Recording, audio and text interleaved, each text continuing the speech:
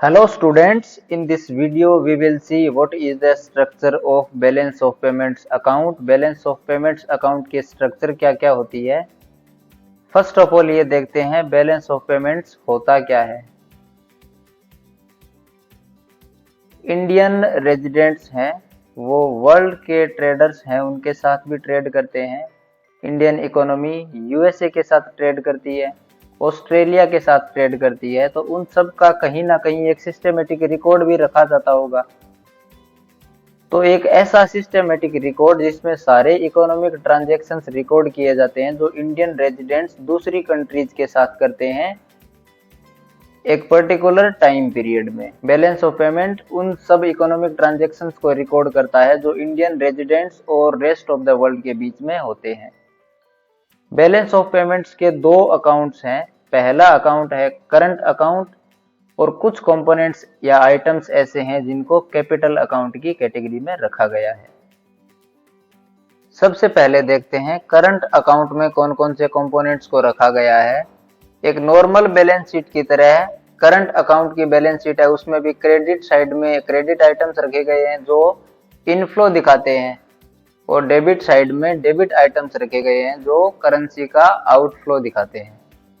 यहाँ पे दोनों साइड अमाउंट लिखी गई है कि क्रेडिट अमाउंट कितनी है और टोटल डेबिट अमाउंट कितनी है. क्रेडिट आइटम्स में पहला आइटम है गुड्स एक्सपोर्टेड. अगर इंडिया से गुड्स एंड सर्विसेज एक्सपोर्ट की जा रही हैं यूएसए में तो वहां से हमें फॉरेन एक्सचेंज इन रिटर्न मिल रहा है, वो हमारे लिए क्या है, एक इनफ्लो है. तो सारे एक्सपोर्ट के आइटम्स हैं उन सभी को इनफ्लो में रखा गया है या फिर जो हमें रिसीव होता है उनको इनफ्लो साइड में रखा गया है. गुड्स एक्सपोर्टेड की वैल्यू है 100 और जो सर्विसेज एक्सपोर्ट की जाती हैं for example telecommunication, health care facilities etcetera, उन सबको सेकंड कंपोनेंट में रखा गया है जिसकी वैल्यू ली है 150. थर्ड कंपोनेंट है इन्वेस्टमेंट इनकम जो रिसीव हुई है रेजिडेंट्स को. जो इंडियन रेजिडेंट्स हैं उनको बाहर से जो भी मनी रिसीव हुई है वो हमारे लिए इनफ्लो है, उसकी वैल्यू ली गई है 200. और फोर्थ कंपोनेंट है unilateral transfer receipts.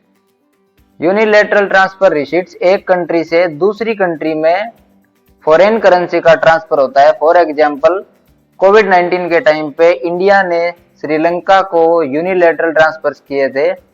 Unilateral transverse की एक खास बात यह है कि जिस कंट्री को यूनिलैटरल ट्रांसफर दिया जाता है उस कंट्री पे कोई ऑब्लिगेशन नहीं होता है कि वो वापस पेमेंट करे, बट जो रिसीव हो रहा है वो उस कंट्री के लिए क्या होगा, इनफ्लो होगा. तो यूनिलैटरल ट्रांसफर रिसीट्स हैं उनको लिया गया है क्रेडिट साइड में. टोटल कितने हुए, 100 plus 150 plus 200 plus 400 is equal to 850. तो हमारा ओवरऑल इनफ्लो कितना है, 850 का. दूसरी साइड में है डेबिट आइटम्स. इंपोर्ट के सारे आइटम्स को डेबिट साइड में रखा गया है क्योंकि इंपोर्ट करने के लिए हमें फॉरेन करेंसी दूसरी कंट्रीज को देनी पड़ती है. तो पहला कंपोनेंट है गुड्स इंपोर्टेड जिसकी वैल्यू ली गई है 200. सेकंड है सर्विसेज इंपोर्टेड जिसकी वैल्यू ली गई है 100. और इन्वेस्टमेंट पेमेंट्स जो नॉन रेजिडेंट्स को किए जाते हैं इंडियन रेजिडेंट्स के द्वारा, जो यूएसए के सिटीजन्स हैं वो हमारे लिए नॉन रेजिडेंट्स हो गए, उनको जो भी पेमेंट किया जाता है वो हमारे लिए आउटफ्लो हो गया और उसकी वैल्यू ली है 300.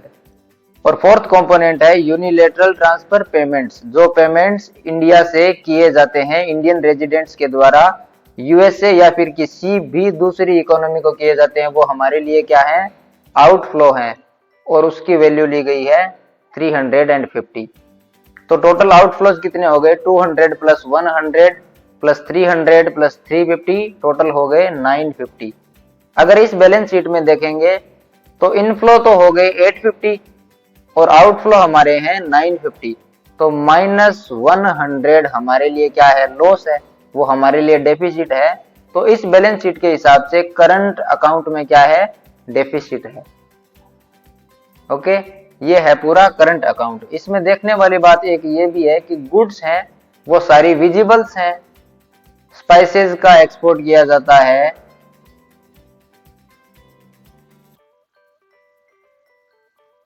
और सर्विसेज हैं वो सारी इंटेंजिबल्स हैं। तो विजिबल्स और इनविजिबल्स दोनों हैं करंट अकाउंट में, एक्सपोर्ट और इंपोर्ट दोनों साइड में। Okay, this is all about current account.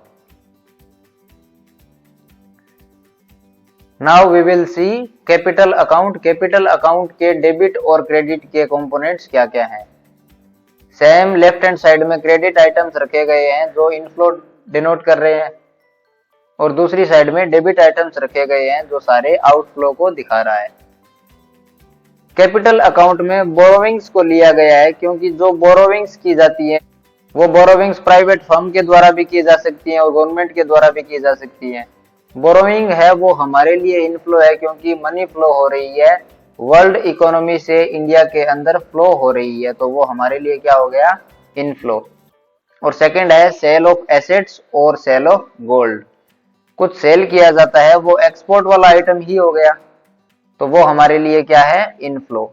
200 plus 400 total capital inflow कितने हो गए, 600।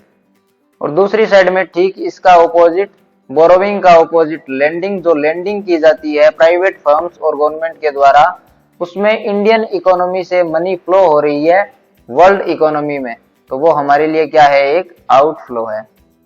सेकंड कंपोनेंट है परचेज ऑफ एसेट्स और परचेज ऑफ गोल्ड, वो हमारे लिए आउटफ्लो है। कुछ परचेज करने के लिए हमें वर्ल्ड इकोनॉमी में फॉरेन करेंसीज को सप्लाई करना पड़ेगा। तो 300 प्लस 200 टोटल हो गए 500।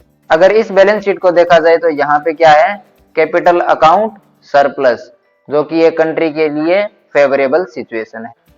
पिछली स्लाइड में हमने देखा कि करंट अकाउंट में ओवरऑल डेफिसिट था 100 का और कैपिटल अकाउंट में सरप्लस है फिर से 100 का। तो अकाउंटिंग की टर्म्स में देखें तो डेबिट्स और क्रेडिट्स इक्वल होते हैं, लेकिन इकोनॉमिक सेंस में क्या होता है वो हम आगे देखेंगे। बैलेंस ऑफ पेमेंट्स को स्टडी करते टाइम कुछ पॉइंट्स को ध्यान में रखना है आपको। पहला इंपॉर्टेंट पॉइंट ये है कि बीओपी में जो भी अकाउंटिंग की जाती है वो डबल एंट्री सिस्टम के अंडर की जाती है, जिसमें एक आइटम को क्रेडिट और डेबिट साइड दोनों में रखा जाता है। और दूसरा ये कि अगर आप अकाउंटिंग सेंस में देखोगे तो बीओपी ऑलवेज बैलेंस्ड होता है, all debits are equal to all credits.